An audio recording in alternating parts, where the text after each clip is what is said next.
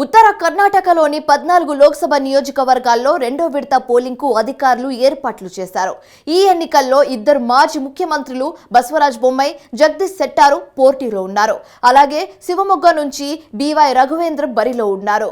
కలబుర్గి నుంచి ఏఐసీసీ అధ్యక్షుడు మల్లికార్జున ఖర్గే అల్లుడు రాధాకృష్ణ పోటీలో ఉన్నారు.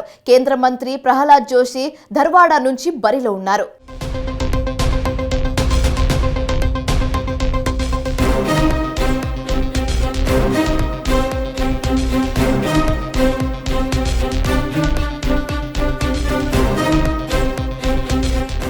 ముంబై మరాఠాలు, హైదరాబాదీల ప్రభావం ఎక్కువగా ఉండే ఉత్తర కర్ణాటకలోని 14 లోక్సభ నియోజకవర్గాల్లో ఈ నెల 7వ తేదీన ఎన్నికలు జరగబోతున్నాయి. 1991 నుంచి ఉత్తర కర్ణాటకలో బీజేపీ పాగా వేయడం మొదలుపెట్టింది. దక్షిణ కర్ణాటకతో పోలిస్తే ఉత్తర కర్ణాటకలో ఈసారి ఎక్కువ మంది సిట్టింగులకు టికెట్ ఇచ్చింది భారతీయ జనతా పార్టీ. మొత్తం 8 మంది సిట్టింగ్ ఎంపీలు ఉత్తర కర్ణాటకలో మరోసారి టికెట్లు సాధించారు.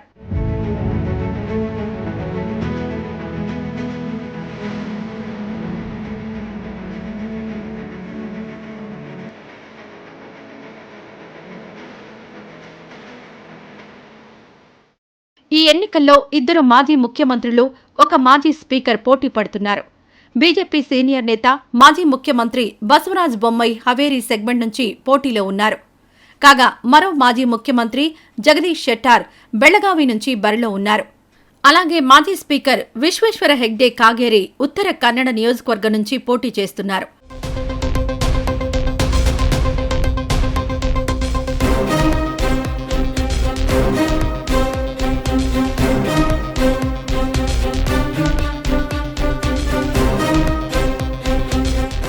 మాజీ ముఖ్యమంత్రి బసవరాజ్ బొమ్మాయి హవేరీ నియోజకవర్గం నుంచి పోటీలో ఉన్నారు.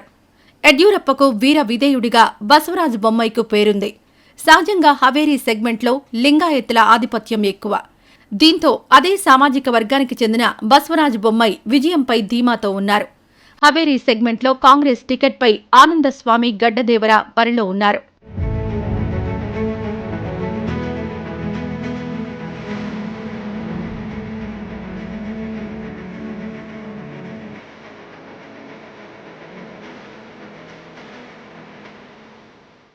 బెళగావి నుంచి మరో మాజీ ముఖ్యమంత్రి, బీజేపీ అగ్రనేత జగదీష్ శెట్టార్ పోటీ చేస్తున్నారు. 2004 నుంచి బెళగావి నియోజకవర్గంలో కమలం పార్టీ బలోపేతమైంది. కర్ణాటక రాజకీయాల్లో జగదీష్ శెట్టార్ సీనియర్ నేత. 6 సార్లు ఎమ్మెల్యేగా ఆయన గెలుపొందారు. 2012 నుంచి 2013 వరకు దాదాపు 10 నెలల పాటు కర్ణాటక ముఖ్యమంత్రిగా జగదీష్ శెట్టార్ పనిచేశారు. బెళగావిలో లింగాయత్ సామాజిక వర్గం ఎక్కువ. శెట్టార్ కూడా అదే సామాజిక వర్గానికి చెందినవారు. దీంతో విజయంతో భరోసాతో ఉన్నారు శెట్టార్. కాగా బెళగావిలో కాంగ్రెస్ టికెట్పై మృణాల్ హెబ్బాల్కర్ పోటీ చేస్తున్నారు.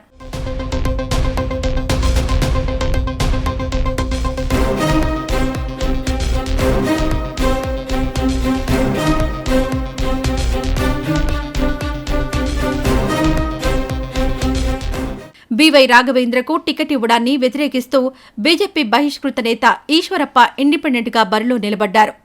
లింగాయతులు, అహిందలు సమానంగా ఉండే శివమొగ్గ నియోజకవర్గంలో కురుబ సముదాయానికి చెందిన ఈశ్వరప్ప బీజేపీ అభ్యర్థి రాఘవేంద్రకు గట్టి పోటీ ఇస్తారని రాజకీయ వర్గాలు భావిస్తున్నాయి.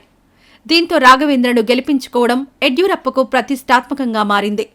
2009 నుంచి శివమొగ్గ నియోజకవర్గం యడ్యూరప్ప కుటుంబానికి దుర్భేద్యమైన కోటలా మారింది. ఈ కారణంతో రాఘవేంద్ర గెలుపుపై ధీమాతో ఉన్నారు యడ్యూరప్ప.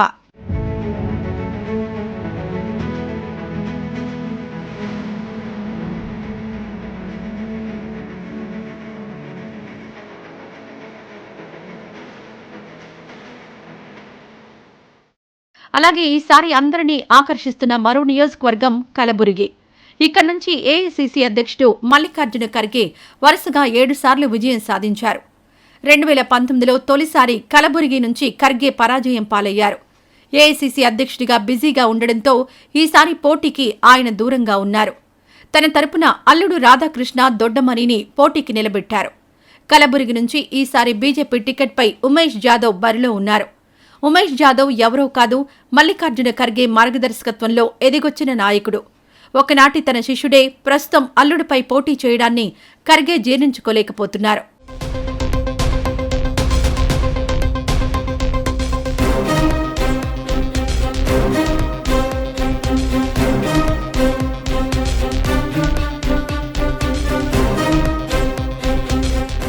కేంద్ర మంత్రి ప్రహ్లాద్ జోషి ధార్వాడ నియోజకవర్గం నుంచి పోటీలో ఉన్నారు. అయితే లింగాయత్ మఠాధిపతులు జోషిపై తిరుగుబాటు చేశారు. దీంతో ధార్వాడ సెగ్మెంట్లో పోటీ అందరినీ ఆకట్టుకుంటోంది. ఇక్కడ కాంగ్రెస్ అభ్యర్థిగా పోటీ చేస్తున్న వినోద్ అసోటి రాజకీయాలకు కొత్త. దీంతో గెలుపుపై భరోసాతో ఉన్నారు ప్రహ్లాద్ జోషి.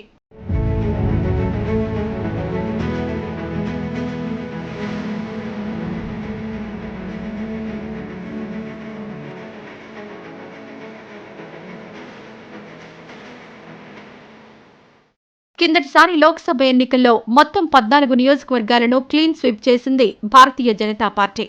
ఈసారి కూడా 2019 నాటి ఫలితాలే రిపీట్ అవుతాయని కమలం పార్టీ ఆశిస్తోంది. అయితే 2023 నాటి అసెంబ్లీ ఎన్నికల్లో సాధించిన విజయాలను పునరావృతం చేయాలని కాంగ్రెస్ పార్టీ భావిస్తోంది.